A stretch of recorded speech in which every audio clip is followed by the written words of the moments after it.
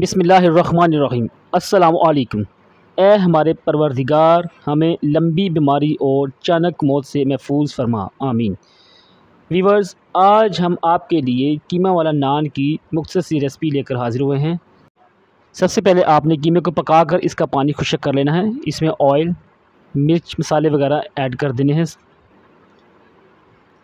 इसके बाद इसको अच्छी तरह भून कर तैयार कर लेना है। अब हमारा कीमा भुन कर तैयार हो चुका है। इसको एक प्लेट में निकाल लें। अब नान का पेड़ा लेकर उसकी रोटी बना लें। उसके ऊपर कीमा फैला दें।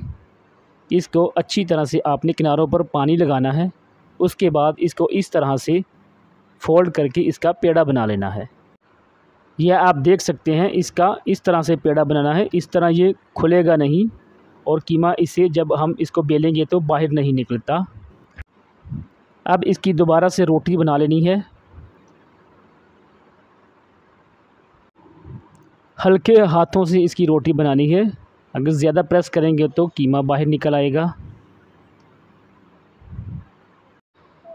अब इसके ऊपर पानी लगाकर हल्के से तिल लगा लेने हैं। अब इसकी बैक साइड पर पानी लगाकर इसको तवे के ऊपर रोटी की तरह पलट दें। हल्की आंच पर इसको पहले आपने नीचे वाली साइड से बेक करना है।